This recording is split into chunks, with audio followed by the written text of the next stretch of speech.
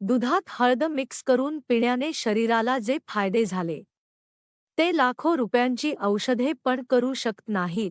कल्पना करा, जर तुम्हाला सांगितले की आपल्या रोजच्या जीवनातील काही सवयी आपल्या आरोग्यावर अपेक्षेपेक्षा जास्त परिणाम करू शकतात, तर तुम्ही त्या आपल्या चॅनेलला सबस्क्राईब कर आणि लिही श्री स्वामी समर्थ. आज चांगली बातमी मिळेल. कडे किती गांभीर्याने पाहाल.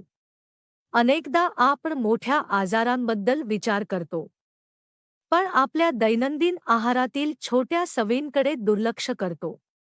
काही लोकांचा असा विश्वास असतो की नैसर्गिक पदार्थांचा योग्य प्रमाणात वापर आणि संतुलित जीवनशैली आरोग्यासाठी उपयुक्त ठरू शकते.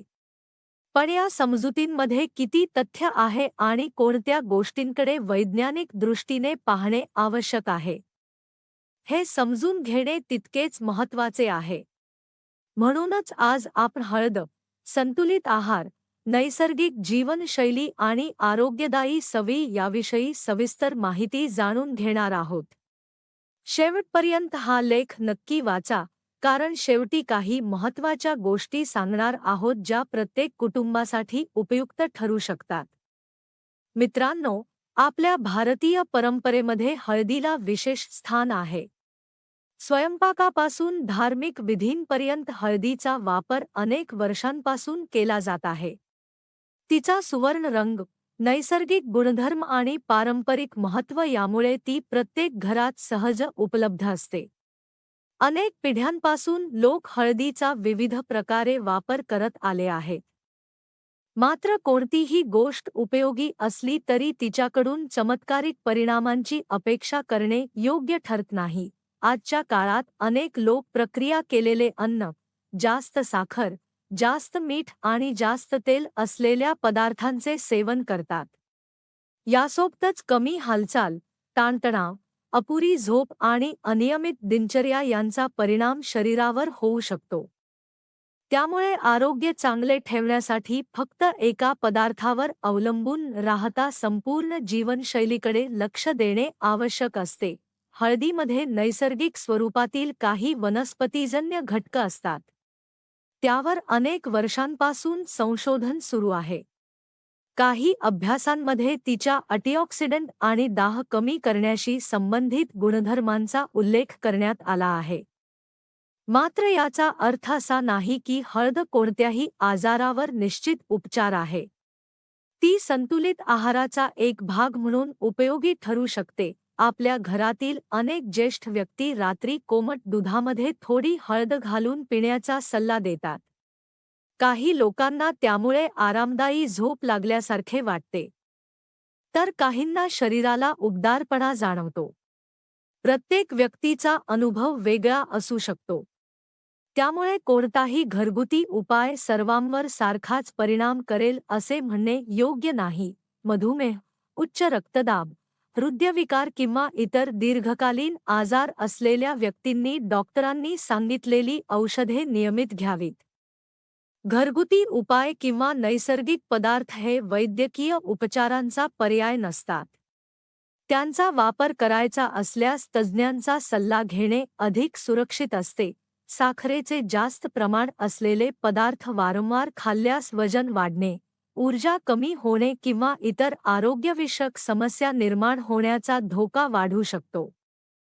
त्यामुळे गोड पदार्थ पूर्णपणे बंद करण्यापेक्षा त्यांचे प्रमाण नियंत्रित ठेवणे अधिक महत्त्वाचे मानले जाते. त्याचप्रमाणे तेलाचाही वापर मर्यादित प्रमाणात करणे आवश्यक आहे. कोणतेही तेल असो, त्याचे प्रमाण आणि वापरण्याची पद्धत यालाच अधिक महत्त्व असते. आज अनेक लोक तयार अन्नपदार्थ, थंड पेये आणि जास्त प्रक्रिया केलेले पदार्थ मोठ्या प्रमाणात खातात. अशा पदार्थांऐवजी ताज्या भाज्या, फळे, कडधान्ये, संपूर्ण धान्ये, डाळी आणि घरगुती जेवण यांचा आहारात समावेश केल्यास शरीराला आवश्यक पोषक तत्त्वे मिळण्यास मदत होते. उपवासाबद्दलही अनेक परंपरा आणि समजुती आहेत. काही संशोधनांमध्ये विशिष्ट प्रकारच्या नियंत्रित उपवासाचा अभ्यास करण्यात आला आहे. मात्र प्रत्येक व्यक्तीसाठी उपवास योग्य असेलच असे नाही. विशेषतः मधुमेह, गर्भधारणा, वृद्धत्व किंवा इतर वैद्यकीय समस्या असल्यास उपवास करण्यापूर्वी डॉक्टरांचा सल्ला घेणे आवश्यक आहे. रात्री झोपण्यापूर्वी कोमट दूध पिण्याची सवय काही लोकांमध्ये आढळते. त्यामध्ये थोडी हळद घालून पिणे ही पारंपरिक पद्धत आहे. मात्र दुधाची ॲलर्जी, लॅक्टोज असहिष्णुता किंवा इतर आरोग्यविषयक समस्या असल्यास हा उपाय सर्वांसाठी योग्य असेलच असे नाही. शरीर निरोगी ठेवण्यासाठी सर्वात महत्त्वाची गोष्ट म्हणजे नियमित हालचाल. रोज किमान काही वेळ चालणे, हलका व्यायाम करणे, योगासने किंवा श्वसनाचे व्यायाम करणे यामुळे शरीर अधिक सक्रिय राहण्यास मदत होते. यासोबतच पुरेशी झोप आणि मानसिक ताण कमी ठेवणेही तितकेच आवश्यक आहे. अनेक लोक एखादा नैसर्गिक उपाय सुरू केल्यानंतर औषधे स्वतःहून बंद करतात. ही सवय धोकादायक ठरू शकते. कोणतेही औषध कमी करणे किंवा बंद करणे हा निर्णय नेहमी तज्ज्ञ डॉक्टरांच्या सल्ल्यानेच घ्यावा. हळद वापरताना तिचे प्रमाणही महत्त्वाचे असते. कोणत्याही पदार्थाचा अतिरेक शरीरासाठी चांगला नसतो. संतुलित प्रमाणात आणि नियमित आहाराचा भाग म्हणून हळदीचा वापर अधिक योग्य मानला जातो. आरोग्य चांगले ठेवण्यासाठी पाणी पुरेसे पिणेही तितकेच आवश्यक आहे. अनेकदा लोक महागडे पूरक पदार्थ शोधतात, पण साधे पाणी, संतुलित आहार आणि नियमित झोप याकडे दुर्लक्ष करतात. प्रत्यक्षात निरोगी जीवनाची सुरुवात याच मूलभूत सवयींपासून होते. आपल्या शरीरात स्वतःची नैसर्गिक दुरुस्ती करण्याची क्षमता असते.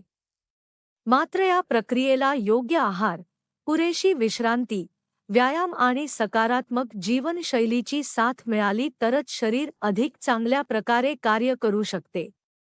त्यामुळे कोणत्याही एका पदार्थाला सर्व समस्यांचे उत्तर समजण्याऐवजी संपूर्ण जीवनशैली सुधारण्यावर भर देणे आवश्यक आहे. गर्भवती महिला, स्तनपान करणाऱ्या माता, लहान मुले, वृद्ध व्यक्ती किंवा नियमित औषधे घेणाऱ्या रुग्णांनी हळद किंवा इतर कोणताही घरगुती उपाय नियमित सुरू करण्यापूर्वी वैद्यकीय सल्ला घ्यावा. कारण प्रत्येक व्यक्तीच्या आरोग्याच्या गरजा वेगळ्या असतात.